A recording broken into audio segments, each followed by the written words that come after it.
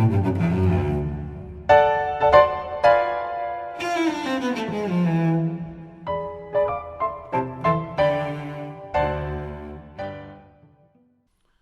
¿qué tal? Seguimos con las doctrinas que no pueden ser cambiadas de las enseñanzas de la Biblia, porque estas enseñanzas se desprenden de lo que hizo Jesús en la cruz al morir y resucitar.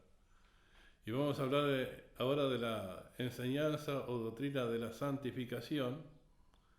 Y santificación quiere decir apartar. Al creer en Jesús, el ser humano es apartado por Dios con un propósito. Hay muchas personas que no saben por qué están en este mundo, cuál es el motivo por el cual tienen que vivir, pero si creen en Jesús, Dios los aparta con un propósito y un trabajo que Él le va a dar a su debido tiempo, y Dios paga muy bien. Isaías 6:3 dice: y el uno al otro daban voces diciendo: Santo, Santo, Santo, Jehová de los ejércitos, toda la tierra está llena de tu gloria. Dios en su naturaleza es inmensamente santo, no hay maldad en él. Y los querubines, este rango de ángeles, cantaban esta canción diciendo que 3 veces santo Dios. Dios es santo como Padre, santo como Hijo, y el Espíritu Santo es santo. 3 personas en un solo Dios, pero inmensamente santo. En Éxodo 33:20 dice el texto: dijo más: no podrás ver mi rostro, porque no me verá hombre y vivirá. Moisés, el gran profeta que sacó al pueblo de Israel de Egipto, dice la Escritura que él hablaba cara a cara con Dios, pero esto de hablar cara a cara no significa que veía la cara de Dios o el rostro de Dios, sino que tenía comunión como ningún otro profeta lo tuvo. Y le dice Dios que para ver el rostro de él tenía que morir. Porque ¿qué sucede? El ser humano está corrompido por el pecado. Si ve el rostro de Dios, que es inmensamente santo, sería desintegrado totalmente.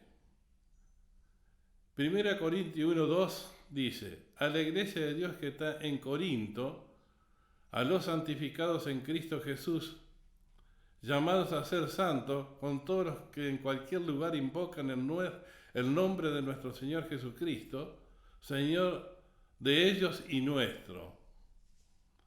Es interesante lo que dice Pablo aquí en esta carta, a pesar de que los corintios, una iglesia que estaba en una ciudad de Grecia, estaban viviendo circunstancias bastante difíciles en el seno de la iglesia, pero Pablo dice que son santificados.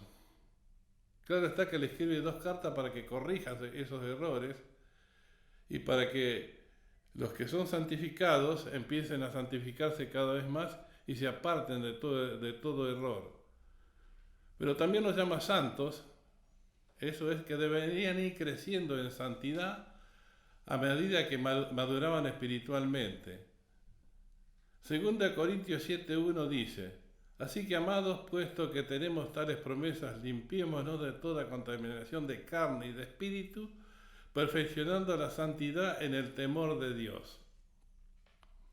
En Grecia, algunos filósofos decían que con el cuerpo se podía hacer cualquier cosa que no afectaba al espíritu.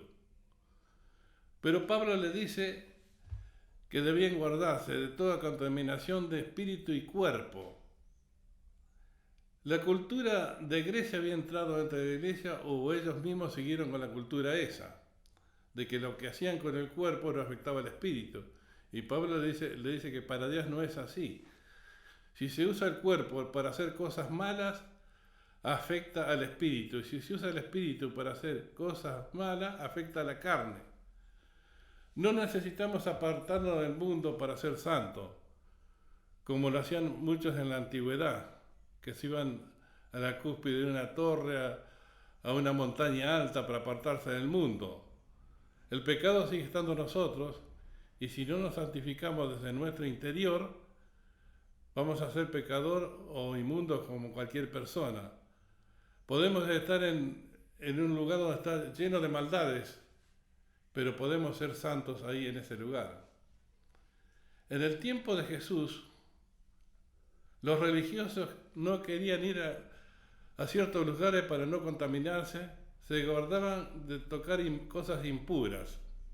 Por ejemplo, cuando lo estaban por crucificar a Jesús, los que le acusaban injustamente para que Herodes lo matara en la cruz, ellos no querían ir al pretorio porque dice que se contaminaban. El pretorio era el patio donde estaban los gentiles. Aunque la Torá dice algo sobre esto, sabemos que Jesús les dijo a estos religiosos que eran sepulcros blanqueados, que por fuera estaban blanquecidos, pero por dentro llenos de inmundicia. No podemos fingir la santidad, a Dios no le podemos engañar. La santidad debe ser de lo más profundo de nuestro espíritu. Juan 17, 15 y 17, los versículos, dice: no ruego que lo quite del mundo, sino que los guarde del mal.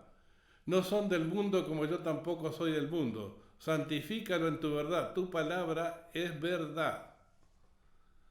El mundo, que bien puede ser el globo terráqueo, o se refiere a la cultura pagana de este mundo, Dios no quiere que nos quite de acá, de este lugar. Jesús no quería que nos quite de este lugar, sino que nos santificáramos al leer la palabra de Dios. Si uno lee y obedece lo que dice la palabra de Dios, va a ir santificándose cada vez más.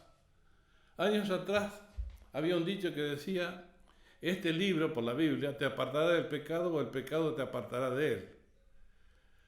A los gobernantes de turno debemos obedecerles, pero si nos quieren inculcar a perder la santidad, recordad el dicho: cuando lo malo se hace ley, la rebelión es un deber.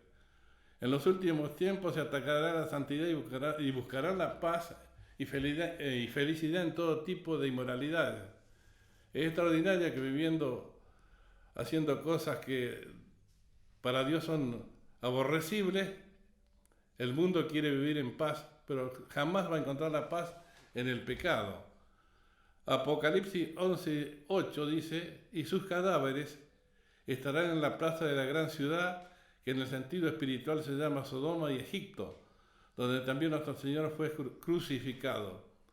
El texto muestra que la ciudad de Jerusalén, donde fue crucificado Jesús, que debiera ser ejemplo en santidad y justicia, en los últimos tiempos la cultura de Sodoma y Gomorra estará atestando la ciudad en todo tipo de inmoralidad, y como Egipto, todo tipo de idolatría.